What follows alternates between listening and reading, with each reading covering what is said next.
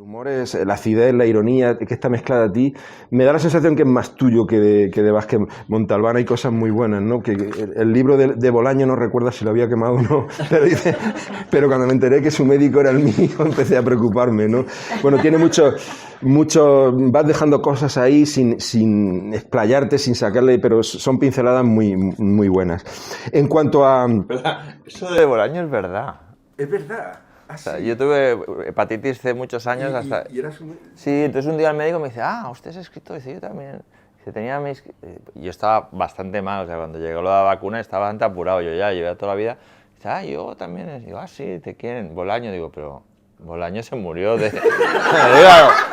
Dice, sí. A mí me ha hecho mucha gracia. Dice, sí, digo, bueno, espero que conmigo falle, porque vamos, si hubiera dicho, le salvé, ¿no? Pero este señor ha venido aquí a cargarse todos los escritores que... Sí, no cambiaste de médico, claro. No, además está muy contento que salga él, el doctor Vargas por ahí.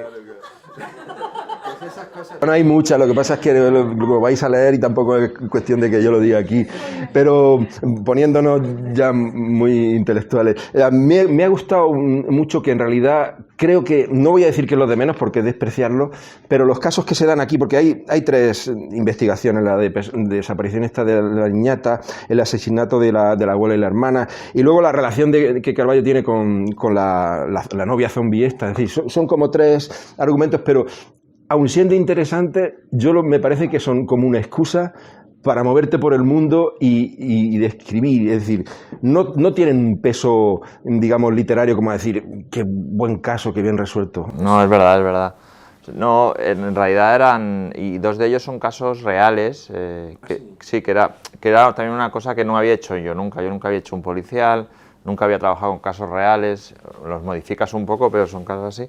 Pero sí que es verdad, o sea, la novela es el personaje, y es mover el personaje, y una cosa que hacía Vázquez Montalbán absolutamente fantástico, que era captar los temas del momento. Eso, o sea, tú puedes saber cómo fue la transición española con los libros de Carballo. O sea, entonces él lo tenía y aparte sabía qué temas eran importantes. O sea, una novela como Los Mares del Sur, que es del año 76, habla de la burbuja inmobiliaria en el año 76. O sea, era un periodista de raza con un olfato. Entonces también allí, pues en el libro ahora, en este libro, pues hablas de los narcopisos, de un montón de cosas que era un poco lo que hacía Carballo y eso. Pero sí que es verdad que era vivir en los zapatos del personaje, hablar como él, relacionarse con... La idea de relacionarse con algunos personajes que ya estaban, pero también introducir otros. Esto era muy divertido para mí, para que era como...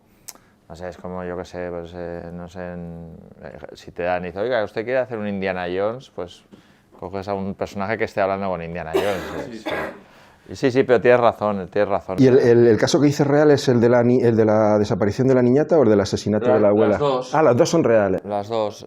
Hay uno que aún estaba pendiente de juicio, que es un tipo que se dedicaba a matar a prostitutas que estaban en la montaña de Montjuïc, y con Barcelona hay una parte que es como turística y otra que estaba, bueno, había como un barrio que estaba dedicado a la droga, entonces hay un tipo de prostitución pero muy tirado, ¿no? Entonces ese tipo mataba y las enterraba allí.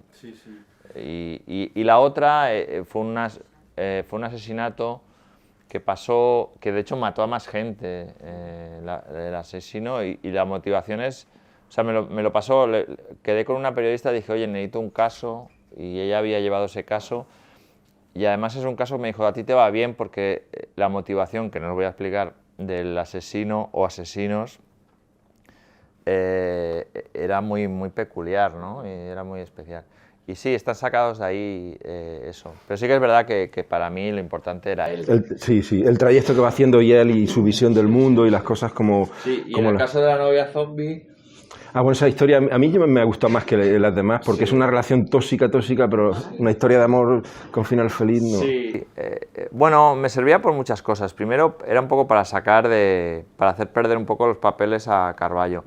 Una de las cosas que yo quería hacer era cómo se plantea sin resolver cómo se puede ser hombre en el año 2017. Y además es un hombre que tiene un pasado el típico macho que tal, es decir, pues aquí lo vemos en problemas, tiene que buscar su manera de ser hombre, ya no puede ser la misma que en el año 80 o en el año 60, ¿no? Entonces, eso. Y para eso me gustaba que estuviera o sea, Carballo siempre mantenía mucho la distancia, siempre bueno, sí, no, te enamoras de mí, pero es igual, yo ya voy, me tomo un Negroni y lo veo así, ¿no?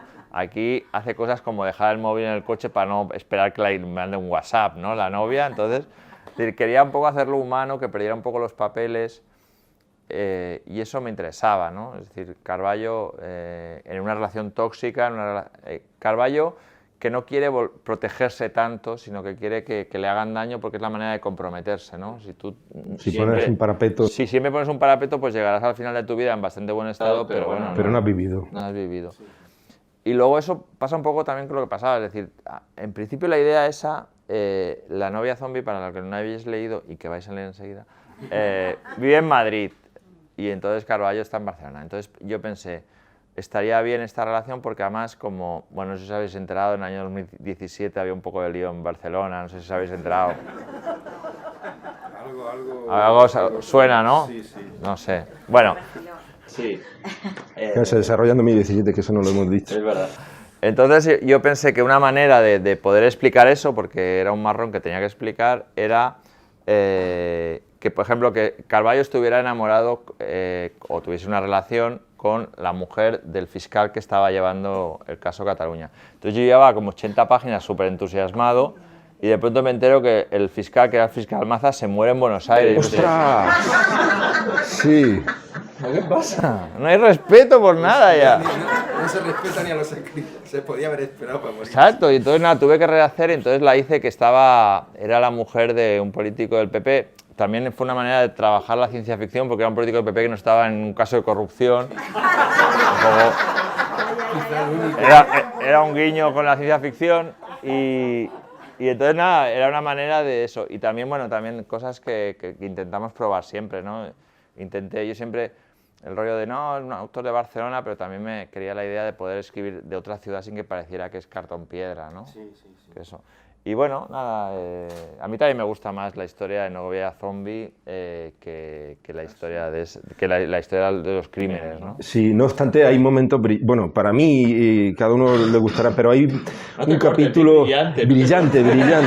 No lo he llegado a decir. Sí, hay momentos brillantes, quiero decir que son brillantes para mí, a lo mejor otro lo lee, pero ese monólogo interior de la niñata desaparecida, que se sospecha que está muerta y que está hablando, a mí me pareció hasta poético y todo esas partes. Yo creo que la novela va subiendo porque yo entro con prejuicios, claro, a ver qué Carballo, con 80 años, con el tacataco, no sé qué, pero cuando vas viendo tal, va despegando y hay momentos que realmente son brillantes, pero no por la trama en sí mismo, sino por esos cambios de registro de la primera persona, de la tercera, esos monólogos que en principio no se esperan en una novela negra. Por eso te preguntaba antes lo de la poesía. Yo creo que aquí hay influencias que hay muchos registros que no son solo novela negra. Bueno, sí, ese capítulo, por ejemplo, es un capítulo que las prostitutas hablan las prostitutas enterradas en la montaña hablan entre ellas, ¿no? Y bueno, ahí hay un libro de poemas que me gusta mucho, que es Balada de Spawn River, de Edgar Lee Master, que son los poemas de un cementerio, entonces las lápidas hablan entre ellas, ¿no? Entonces, bueno... Bueno, pues está muy bien ahí. Pero a mí también la idea, por ejemplo, es el detective de Barcelona y empieza en Madrid la novela, o sea, es un poco así. Pero yo también, o sea, me gusta mucho que comentes eso porque yo creo que en España, sobre todo, tenemos la idea de que la literatura, o sea, el libro tiene que ser, tú empiezas con primera y primera hasta el final. Claro, exacto. En cambio, tú ves una película o una serie en Netflix, te da igual que hable el muerto, que no, que cambie la opinión, que el que estaba explicando estuviera como una chota. Es decir, le permites todo al género. En cambio tú dices, no, usted empezó con un burrito y tiene que acabar con el burrito. Sí, claro, oiga, pues si me quiero subir a un camello a mitad de la novela, ¿qué pasa? Sí. Bueno, es mentira todo. Podría ser que desentonara, que chirriara, porque si no se hace bien, ¿no, claro, hay que hacerlo bien. Pero no pasa nada. Y además, si es una tercera, pero si tú, por ejemplo, juegas con el monólogo, pues en el fondo es como si estuviera una primera. Exacto, sí. O sea, yo creo que se puede, has de intentar que aquello fluya y que no sea como un engrudo, pero tienes que probar todo y volverte un poco loco. Yo, la primera vez que estuve en Argentina y tal, hubo una escritora argentina que me dijo una cosa que me pareció, dije, joder, es verdad. Dijo, mira, ¿sabes qué pasa? Dice, porque había muchos autores uruguayos que eran muy buenos, argentinos muy buenos, que hacen libros cortitos y que son muy locos. Y dice, pues este hombre, ¿cómo ha hecho esto? Entonces decía, mira, es que dice, en Uruguay los escritores saben que no hay mercado, con lo cual no venden nada, con lo cual escriben el libro que ellos quieren. En Argentina nos creemos que hay un poquito de mercado, somos un poquito menos locos. Y los españoles os creéis que hay mercado y cuando escriben dices, bueno, esto no le gustará, esto no irá bien, esto no le gustará a la gente, esto la editorial no le gustará. Entonces tú te vas poniendo parcelas y yo creo que eso es un error. Tienes que pintar un cuadro y pintar la pared y ya está. Y que a veces cuando se habla de la novela de género, del que sea, parece que te tienes que ajustar a los clichés, pero los clichés son muy castrantes y yo creo que eso aquí se salta muy... Bueno, yo creo que tenemos que intentarlo porque los clichés, o sea, los clichés, hay una cosa que es lo que tú, el mito, ¿no? Es decir, hay una serie de figuras que tú siempre acabas haciendo eso. Pero luego está el cliché que es como el escritor o el narrador cuando es comodón. O sea, entras en un bar y está sonando jazz. Por favor, pon reggaetón o algo así, o sea, yo qué sé. Un vallenato, yo qué sé, ¿no? O no, me metí en un callejón, me dieron en la nuca y me quedé desvanecido. Por favor. O sea, no hay nadie que le pegue un golpe y se quede desvanecido. Como los dibujos, las estrellitas en los dibujos animados cuando te desmayas. Entonces, la cuestión es un poco, hostia, espabilate, ponle en otra situación que haga lo mismo. Entonces yo creo que el cliché funciona si eres muy perezoso y los libros bastante problemas tenemos de estar compitiendo con la imagen y con todo esto como para al menos ofrecer algo que se salga un poco de lo que se espera, ¿no? Sí. Bueno, pues voy a daros el paso, el turno de palabra, todo lo que queráis preguntarle y demás. Mira, Gerardo va a preguntar. Hola, Carlos, yo quiero hacerte alguna crítica, pero no me lo tengas en cuenta porque acabaré cenando contigo esta noche.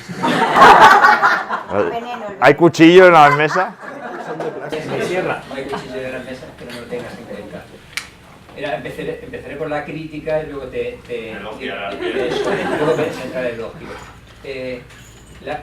Aquí vino un escritor que aseguraba que los libros de más de 250 páginas eran un tanto pretenciosos. No sé qué opinión tienes tú acerca de eso, ahora me lo contestas después. Y que criticarte también que hay capítulos en el libro que seguramente, bueno, por lo menos a mí me han sobrado. Por otra parte, me ha encantado los diálogos, más que la trama y más que eso, me han encantado los diálogos. Sobre todo el cambio de diálogos, la actitud chulesca que tiene él con su mirada y esos altibajos, a ver quién es más ingenioso a la hora de dar. Y eso por lo más alto y lo más bajo y lo más tierno, el personaje de Nani, que a mí me enterneció, ¿no? Ese personaje y cómo le hablaba él a Nani, me encantó. Enhorabuena por tu libro, y yo invito a todo el mundo a comprarlo porque es buenísimo. Pues nada, muchas gracias. No, me encantan las críticas también, sobre todo si luego hay un elogio, pero... No, pues son necesarias. No, sí, porque en realidad escribir es un trabajo súper... vas a ciegas y en una novela no hay una novela perfecta. O sea, un libro de cuentos sí que hay cuentos que son perfectos y hay poemas que son perfectos. Una novela es la imperfección. Con respecto al autor que dijo eso, a mí me parece que el pretencioso es él, pero no pasa nada. No, pero quiero decirte, por ejemplo, lo que sí que pasa con la novela es que en la novela es verdad que... A ver, es verdad que hay muchos escritores y muchas novelas que sobran muchísimas páginas. Eso es obvio, ¿eh? También hay novelas, por ejemplo, no sé si habéis leído una novela de García Márquez, la de El amor y otros demonios, que es una novela corta que tú dices, no, perdone, esto tenía que ser El amor de los tiempos del cólera, por ejemplo, ¿no? Entonces, lo que pasa con la novela es que como hay tantas cosas, tantos personajes, tantos ambientes, si tú quieres hacer que los personajes cambien, les tienes que dar tiempo, porque si no queda muy brusco. Entonces, el dar tiempo significa que metes muchas páginas, ¿no? Y la novela, hay un montón de cosas que no sirven para nada, pero es como la vida. En cambio, el cuento explica lo esencial. Entonces sí que es verdad que hay una tendencia a escribir mucho. Probablemente el ordenador no ha ayudado a la contención. O sea, hay muchos escritores que tuvieran que escribir a mano, quitarían la mitad. La máquina. Pero sí que es verdad, pero sí. Yo personalmente pienso que una novela de 800 páginas o 600 páginas tienes que demostrar para qué necesitas tanto. Ahora, 300, 400 páginas yo creo que a veces es necesario para ver cómo evolucionan los personajes, porque si no, no los entiendes, ¿no? Eso es así. Y eso es una de las cosas más difíciles de escribir un libro, saber la distancia. Eso es súper difícil. Luego, es verdad, hay capítulos que sobran y hay capítulos complicados en la novela. O sea, hay capítulos oníricos, hay capítulos que no se entienden.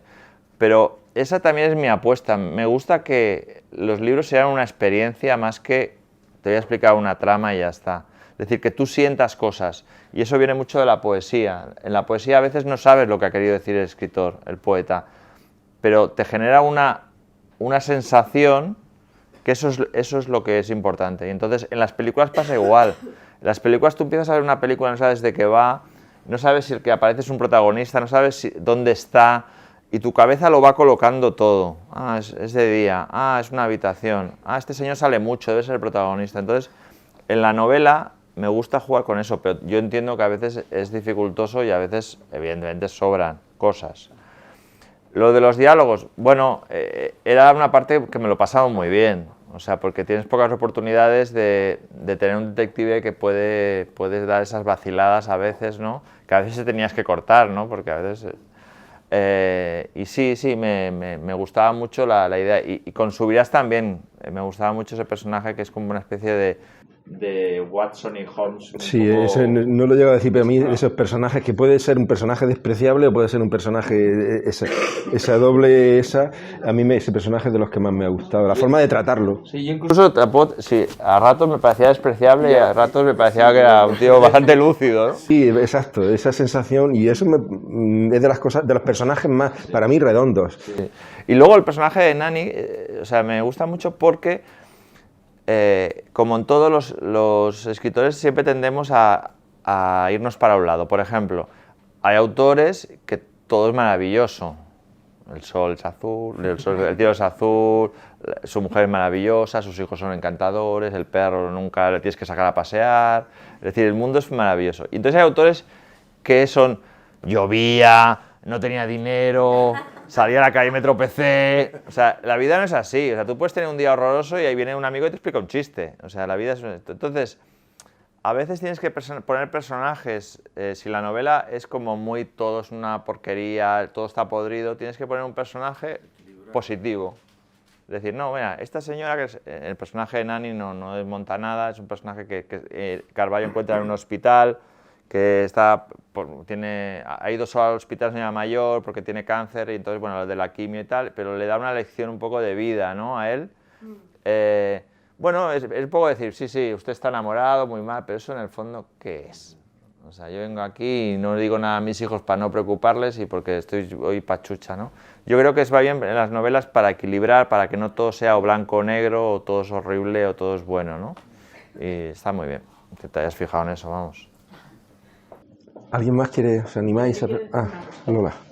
A mí me ha gustado mucho cómo ha envejecido Carballo, sobre todo porque me ha parecido que el libro está lleno de atmósferas.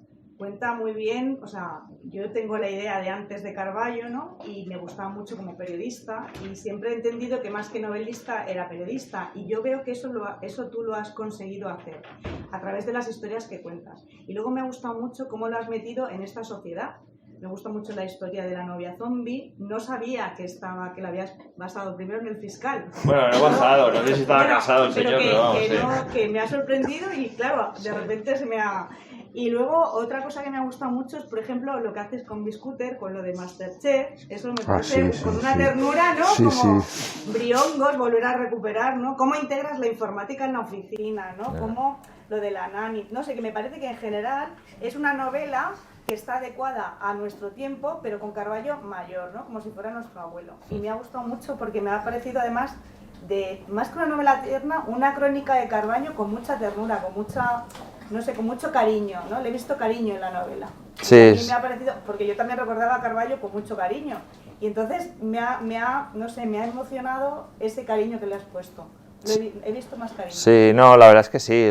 Era otra de las cosas, ¿no? De también tratar con cariño al personaje, es decir, no podías tratarlo mal. Y además, es un poco lo que dices tú. Yo me acuerdo, por ejemplo, que yo los primeros Carballos te los dejabas en el instituto, los compañeros, como los primeros libros de Mendoza, ¿no? Porque no tenías, no te dejabas literatura, te dejabas un libro que te iba a gustar, ¿no? O sea, y uno yo creo que es esto. Y luego otra cosa que yo no sabía, que cuando he ido haciendo presentaciones y tal, es un personaje que cae muy bien a la gente. O sea, la gente tenía un muy buen recuerdo de él, era un personaje que cae muy bien. Y el autor también, Vázquez Montalbán, incluso gente que pensaba políticamente distinto que él, era un señor muy respetado. Muy... Porque era muy honesto, yo creo que era una figura muy honesta dentro de la transición. Sí. ¿Queréis preguntar más? Sí, yo quería preguntar sobre el aspecto de la gastronomía, ¿cómo te las apañas? Eres cocinita. Qué malvado, ¿eh? O sea, tú también, bruto, hijo mío. Bueno, eso tiene su qué, o sea, yo una de las cosas, bueno, o sea, en realidad, cuando me dicen el proyecto, una de las condiciones que yo pongo es que no se diga que voy a hacer yo el libro, porque entonces pensé, podré trabajar más tranquilamente y tal.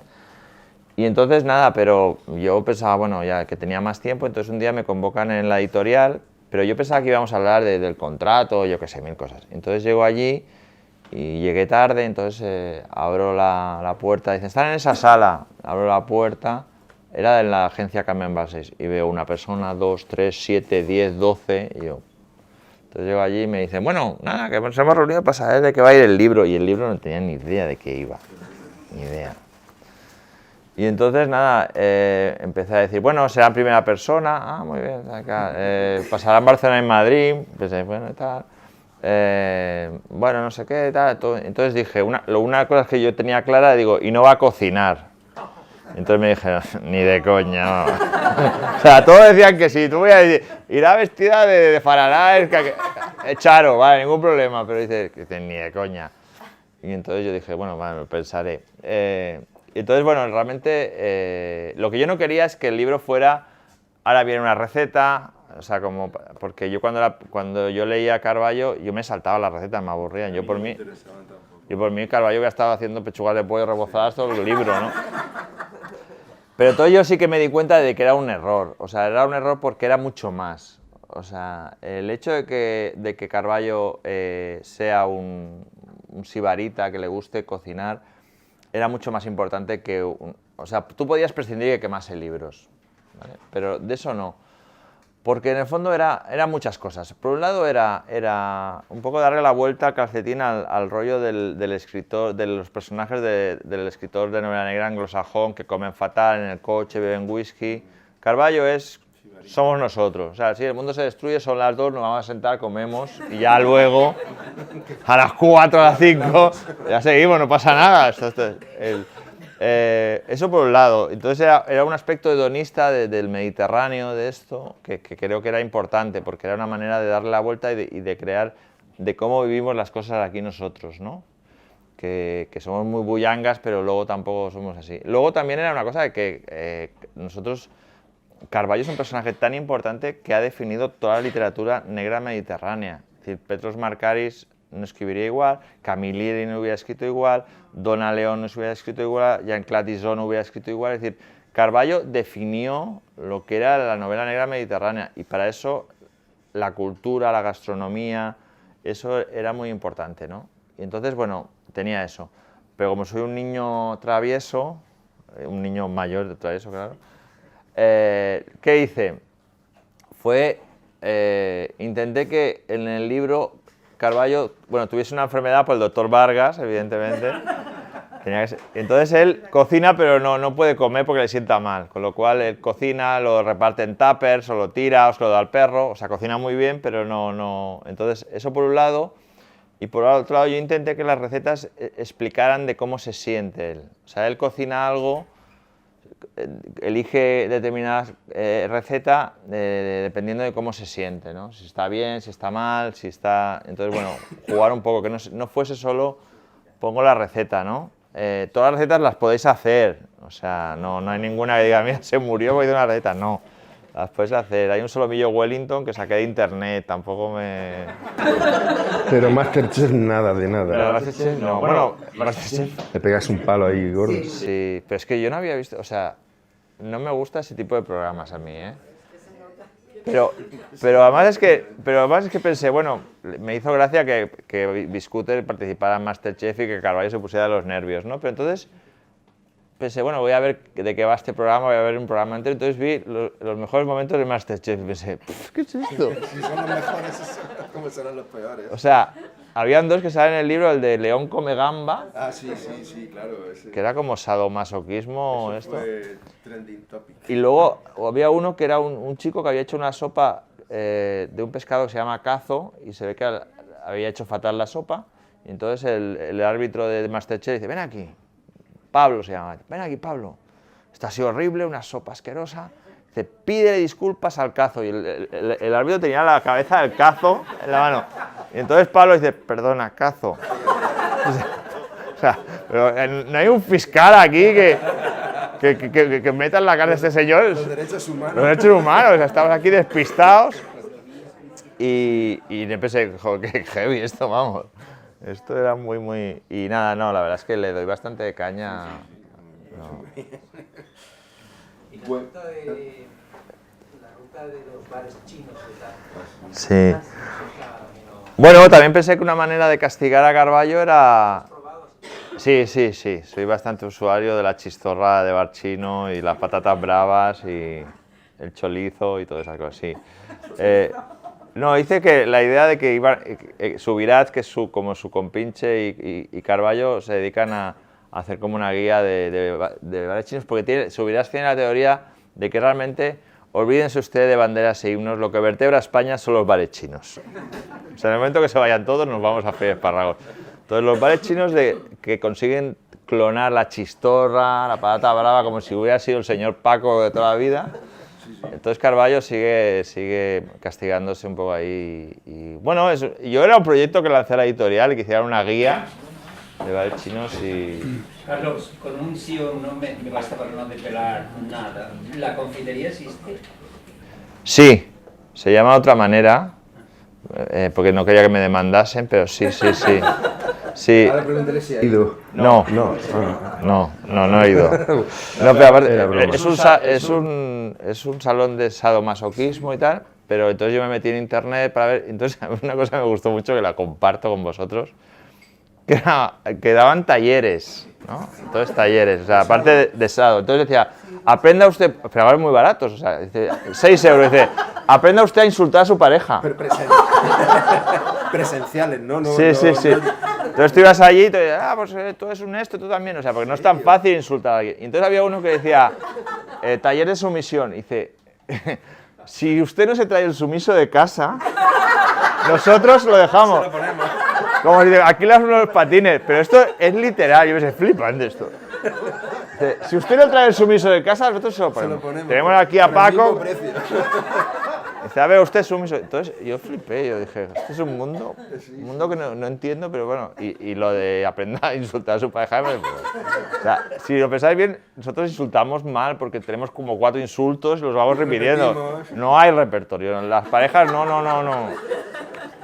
Tienen que ampliar un poco el tema. Pero creo que se llama la pastelería o la panadería o algo así. En la confitería, pensé, a ver si me van a denunciar o algo. No, te Pagan por darle publicidad, yo que sé, no se puede saber. Bueno, pues si os parece, esta gente querrá cenar, pues si pasamos a que os firme los libros que queráis y lo dejamos porque nos hemos pasado un poco de la hora. Así que muchísimas gracias y hasta el próximo Negroni.